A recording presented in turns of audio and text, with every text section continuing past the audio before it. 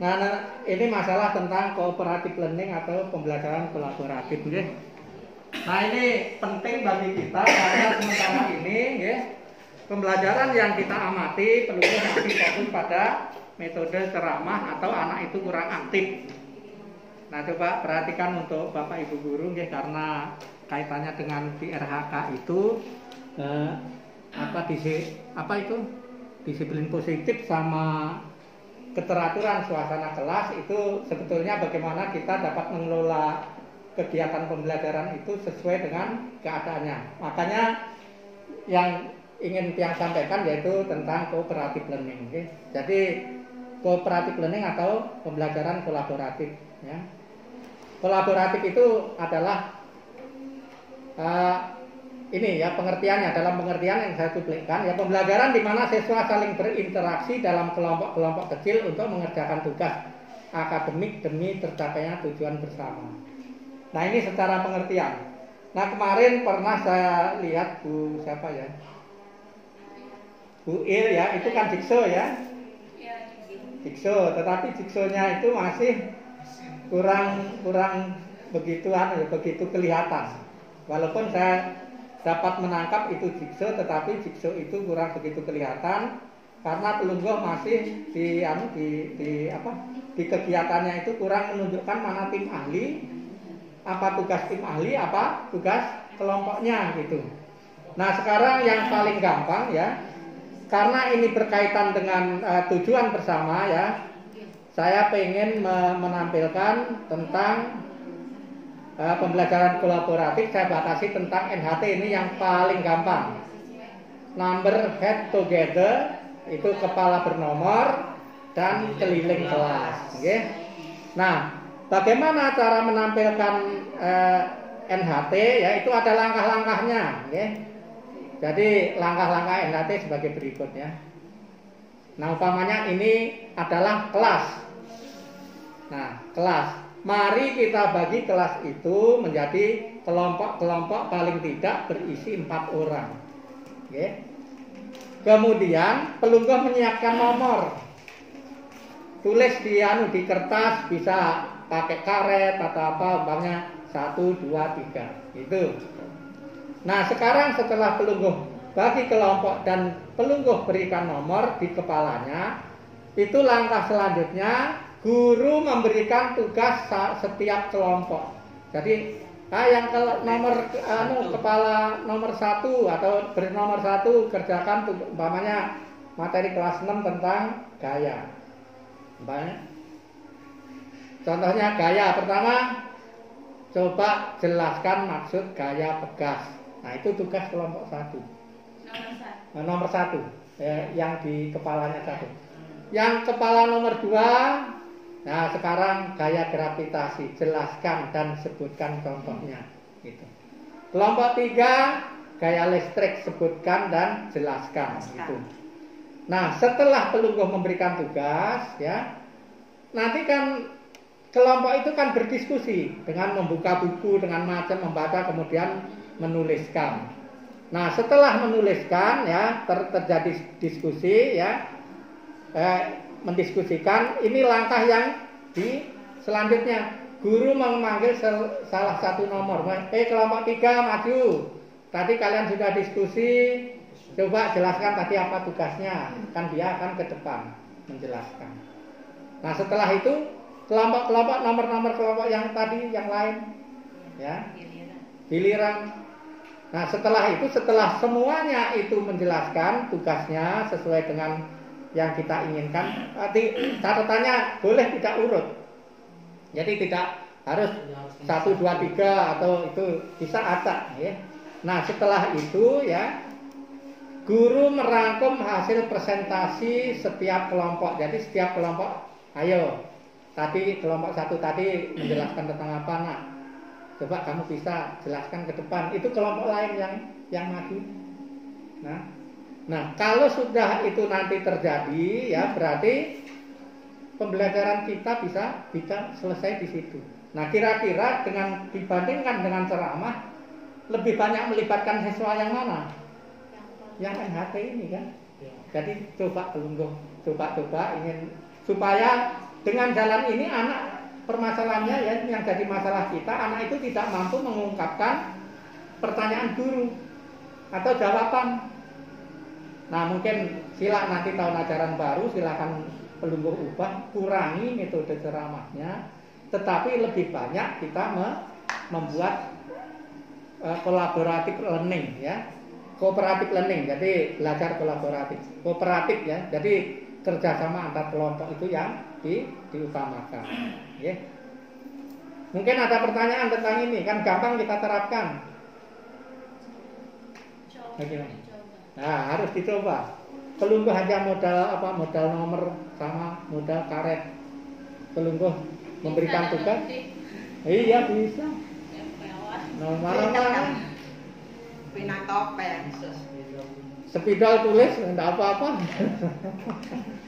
Nah ini nggih. Jadi modal ini gampang. Nah, terus yang selanjutnya nggih. Nah, ini adalah termasuk kolaboratif juga, keliling kelas. Maksudnya bukan mengelilingi kelas, bukan ya. Nah ini langkahnya, ya. Jadi keliling kelas itu ya. Yang pertama seperti tadi, siswa dibagi menjadi beberapa kelompok. Tiap kelompok paling tidak ada 4 orang. Nah, nanti ada bedanya dengan yang NHC. Nah setelah itu ya, nomor 2 ini. Guru memberikan tugas setiap kelompok membuat suatu produk. Nah, suatu produk itu seperti umpamanya ya, kalau Pak Adib tentang bangun datar. Nah, setiap kelompok itu berikan, kamu si A, kelompok A, buat dengan guntingan kertas itu segitiga.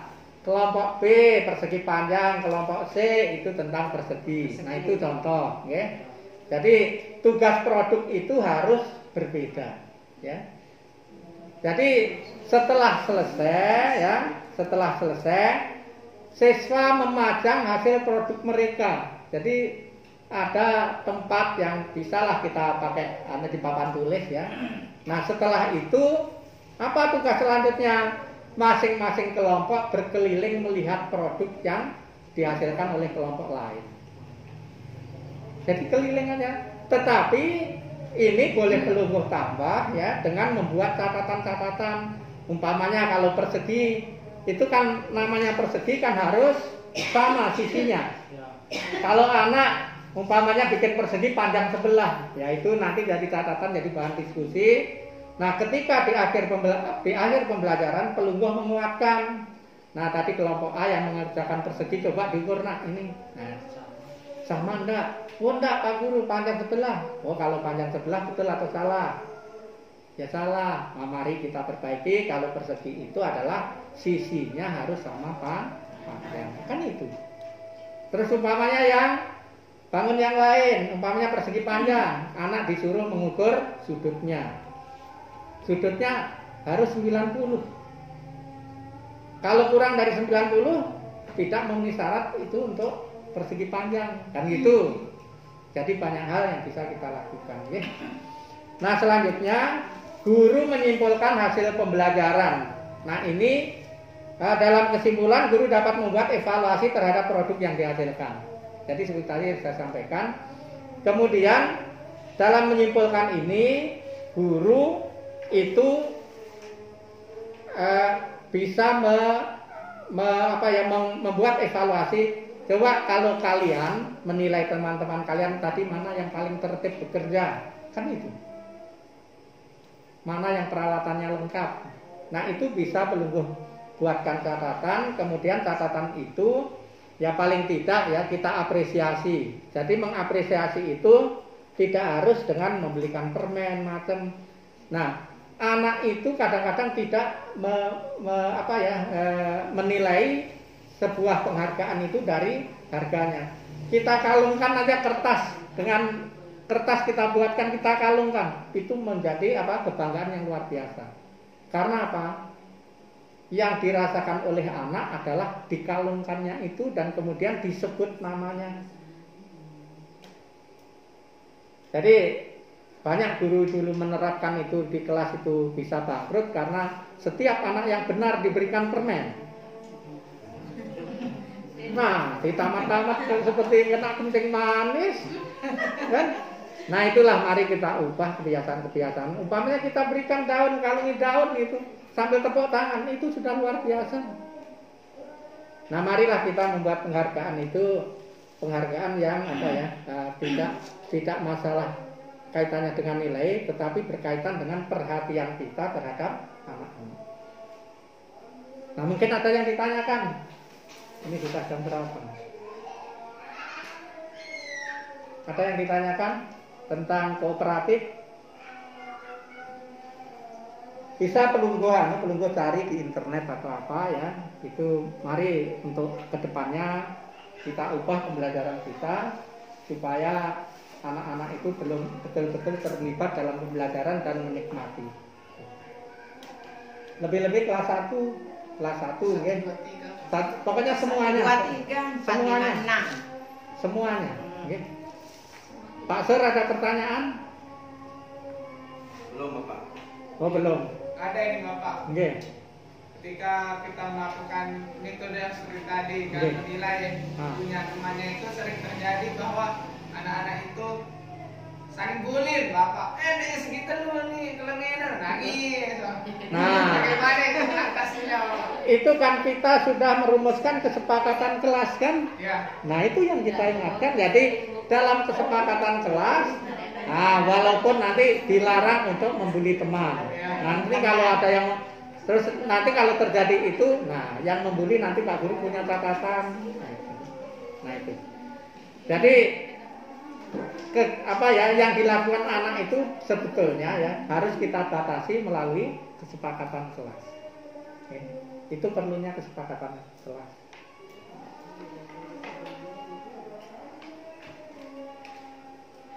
Nah, mungkin hanya ini tentang pelibatan anak dalam pembelajaran. Ya paling tidak ketika kita membuat pembelajaran kooperatif ya, itu anak akan terlibat baik secara fisik maupun secara mentalnya.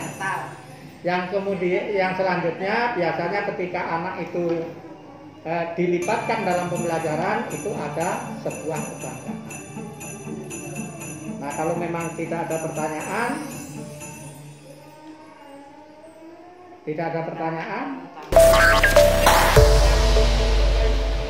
tadi sampai menghasilkan produk terus menyimpulkan hasilnya itu yang belum. Oh, nggih sila. Kan itu ada pembaharuan kan.